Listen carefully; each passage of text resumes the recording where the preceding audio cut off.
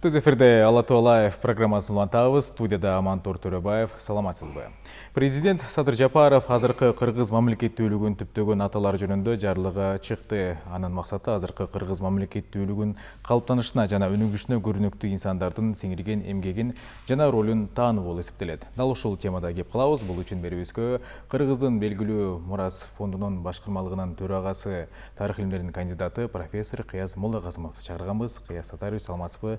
Кутмандуу күнүңүз менен студиябызга кош келиңиз. Мына кыргыз мамлекеттүүлүгүн түптөгөн аталар жөнүндө жарлык чыкты. Негизи эле анын маңызына токтолсок, мындан тышкары эгемендик ушулга аларга десек мындай татаал жолду басып өтүү десек болот. Ушул аталарыбыз негизи эле ушул маңызына алгач.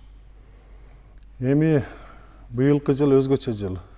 Быйыл биз кыргыз мамлекеттүүлүгүнүн совет мезгилинде түзүлгөн, башкача айтканда Кара Кыргыз автономиялуу облусунун 100 жылдыгын белгилеп атабыз. Эми бул катардагы маарек эмес. Бул биздин тагдырыбызды чечкен өзгөчө тарыхый окуя болчу.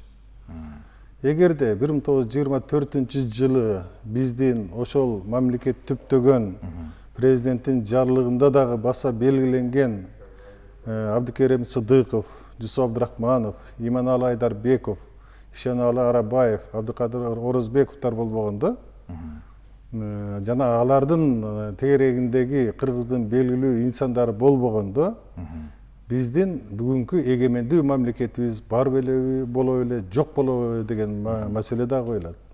Анткени бул кыргыз мамлекеттүүлүгүн оңой олтоң эле биз орнотуп алган жокпуз. Өзүңөр билесиңер, кыргыз тарыхы өтө карт тарыхы бар.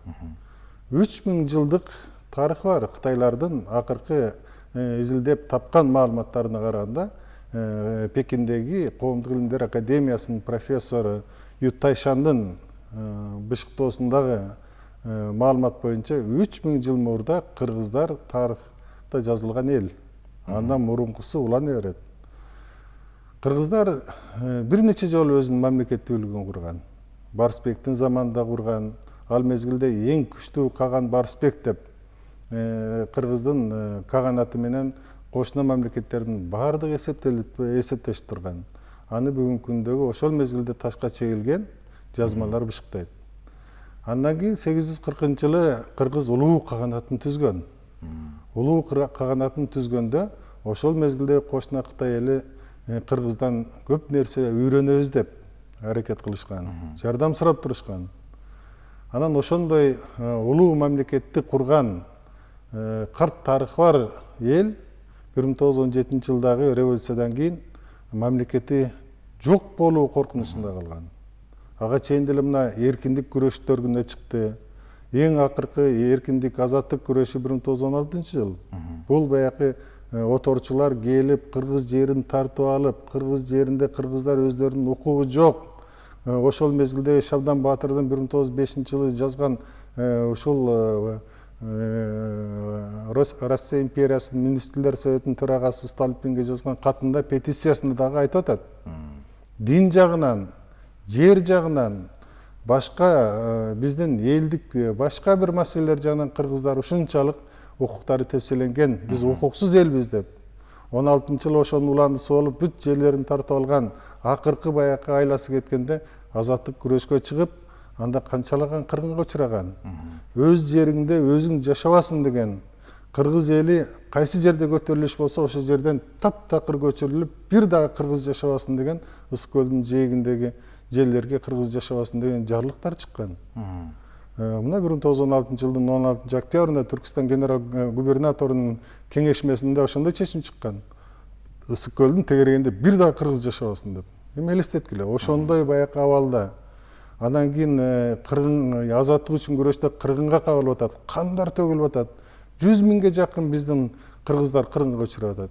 Анан 17-жыл келди. Падыша ага чейин эле февралда падыша тактыдан кулады. Октябрда келип туруп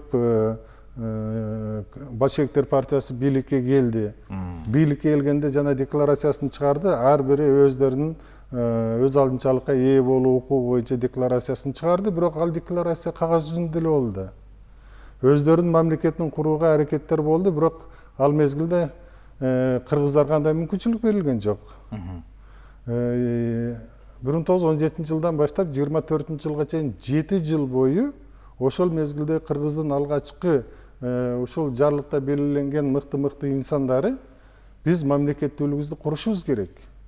Биз байыркы элбиз. Биз кошуна казактардан айырмаланабыз, кошуна өзбектерден айырмаланабыз. Биз эң байыркы калкпыз. Биз мамлекеттүүлүгүбүздү өзүбүз курушубуз керек деген күрөш менен алектеништи. Алардын аракети мына ошол мезгилдеги эң мамлекеттүүлүктү курабыз деген идеянын башында бул Абдыкерим Сыдыков турду. Абдыкерим Сыдыков анын жака белиндеги бардыгынын эле жогорку билими жок болчу. Алар ошол мезгилде жогорку билими жок болсо дагы өз алдынча билим алган, мамлекеттүүлүктү туу туткан, мекенчилдикти өзгөчө карманган, кыргыздын өзүнүн мамлекети болсун деген ушунчалык чоң күрөшкө аттанышты. 22 жылдагы булар өзүнчө тоолуу облус түзөбүз. Фергана өрөөнүндө бул басмачылык, граждандык, жарандык согуш болуп атат. Андан кийин ал жакты да өзүбүзгө кошобуз. Тоолуу облусту азыр ушул Талас, Чүй, Ысык көл, Нарын чөлкөмүн бириктирип туруп бир облус түзүп мамлекетти түптөй берели деген аракетинде башында жогорку Москвада уруксатын берип, бирок ошол эле мезгилде кыргыздын өзүнүн ичинен чыккан душмандар менен сырткы душмандар. Кыргызга мамлекеттин кереги жок. Бул деген байманаттардын урпактары келип алып туруп мамлекет курабыз деп атат. Баягы көтөрүлүш чыгарабыз деген сыяктуу маселелерди айтышкан, Ошол сыяктуу тоолуу облус түзөбүз деп атат. Бунун кереги жок. Деп туруп 22 жылда июнь айындагы атайын курултай чакыртылып, анын чечими кабыл алган мезгилинде булардын баарын жокко чыгарткан тиги Сталинге жаздыра берип. Ошол мезгилде эле кыргыздын ички душмандары бар болчу, тышкы душмандары бар болчу. Андан кийин дагы 22 жылы декабрда Советтер Союзу СССР куралды.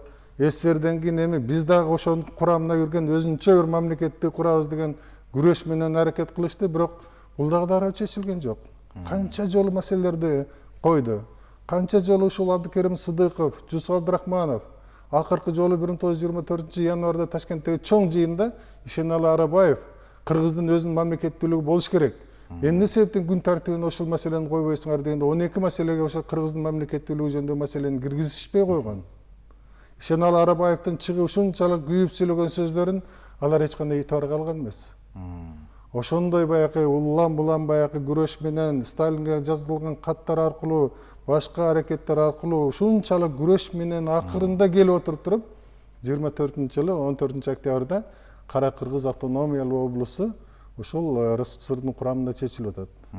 Бул чечимдин өзү келечекте ошол мезгилде кыргыздар Орус империясынын учурунда Түркстан крайында Самарканд, Фергана, Жети суу, Сырдария деген облустун чачылып жашаган.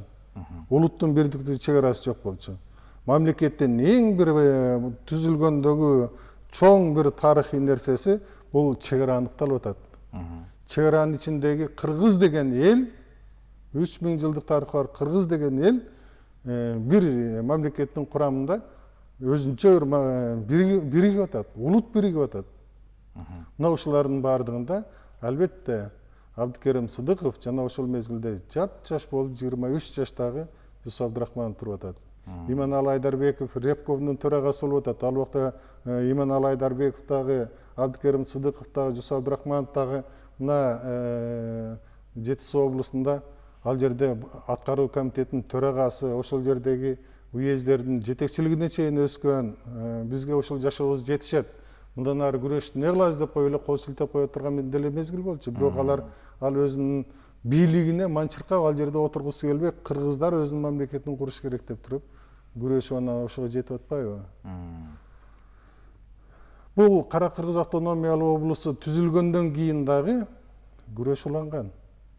Себеби Кара Кыргыз автономиялуу облусу бул болгону РСФСРдын курамындагы чакан эле бул мамлекеттик түзүм.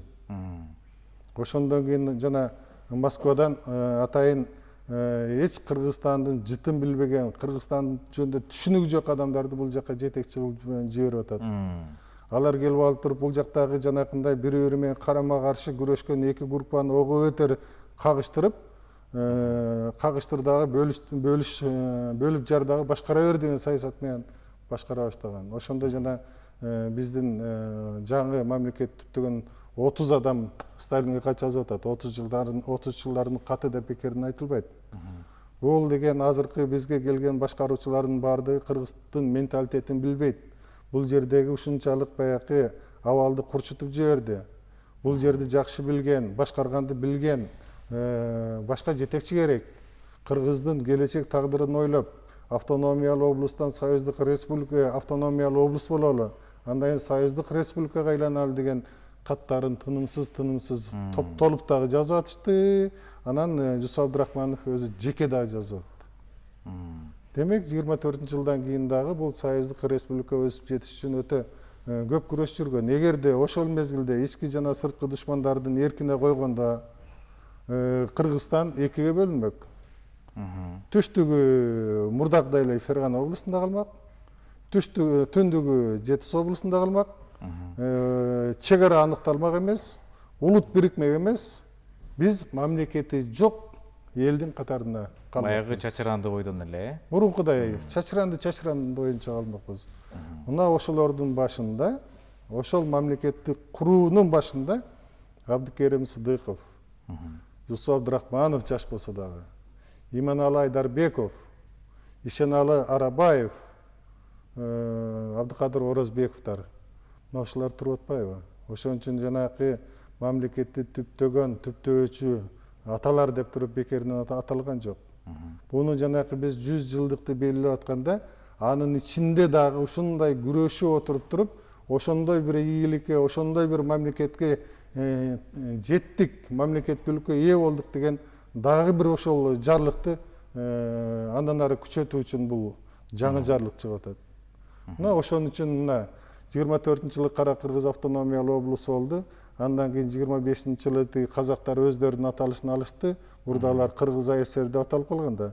Алар казак дегенге өтүштү. 25-жылы биз кайра Кыргыз деген аталышыбызды алдык. 26-жылы февралда биз Кыргыз автономиялуу республикага жетиштик. Кыргыз автономиялуу республика 1936-жылы жанакы күрөш улам кат жазуулардын натыйжасында союздук республикага айланды. Союздук республика 36-жылдан баштап 91-жылга чейин союздук республикадан биз СССР ыдырап бөлүнгөндө биз эгемен мамлекет болуп калдык.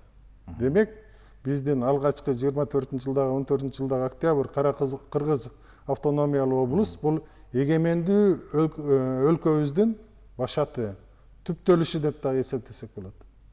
Эгерде ал убакта мамлекеттүүлүгүбүз жок болсо, СССР ыдыраганда биз өзүбүздүн эгемендүүлүгүбүздү ала албайт болчубуз. Биз ошон үчүн биздин бүгүнкү эң чоң байлыгыбыз бул эгемендүү мамлекетибиз. Мамлекети жок. Канчалаган элдер бизге суктанып жүрөт. Улуттар. Биз ошолордун арасында элибиздин саны аз болсо дагы, биз мамлекети бар, өзгөчө, байыркы тарыхы бар, өзгөчө элбиз.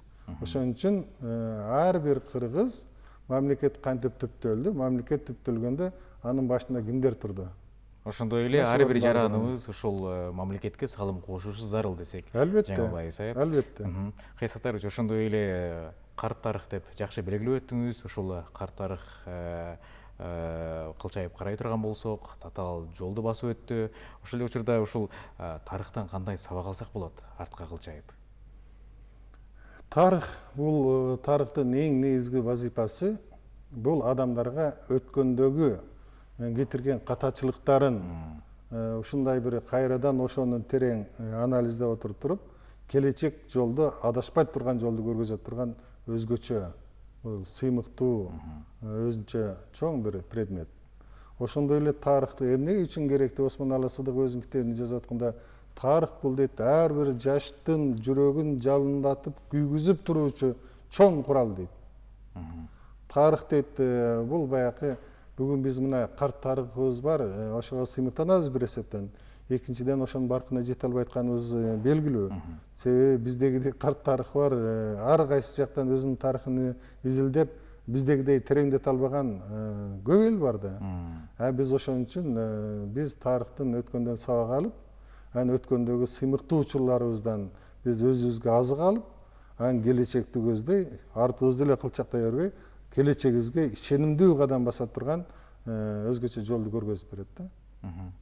Кайыр Саттарович, буга чейин ушул эфирлерди социалдык тармактарда белгилеп өттүңүз эле, ушул Кыргыздын жаңы ачылбаган тарыхтары жөнүндө ушул Кытай мамлекети менен биргеликте университет менен ушул жазуулар, документтер менен иш алып барылып жатат деп. Ал жаатта иштер кандай жүрүүдө? Мен мына жакында эле ушул айдын башында ушул Пекинден кайттым. Ушул Пекинде биз мурда 19-жылы 23 январда түзүлгөн Кытай коомдук илимдер академиясынын алдындагы байыркы Кытай тарыхын изилдөө институту менен түзүлгөн келишимибиздин мөөнөтү бүтүп, анан алдагы дагы 5 жылга дагы келишим түзүп келдик. Биз 5 жылдын аралыгында Кытайдагы көптөгөн окумуштуулар бизге өзүнүн чын ниеттери менен жардам беришип, архивтеринен көптөгөн маалыматтар бар экендигин аныктап беришти. Бери дегенде эле бир 100 000 бетти айтып атышат. Ошол 3000 жылдан бери биздин 20-жылдын башына чейин бир 100 000 беттин терегиндеги архивдик документтер бар экендигин алар ушул аныктап беришти.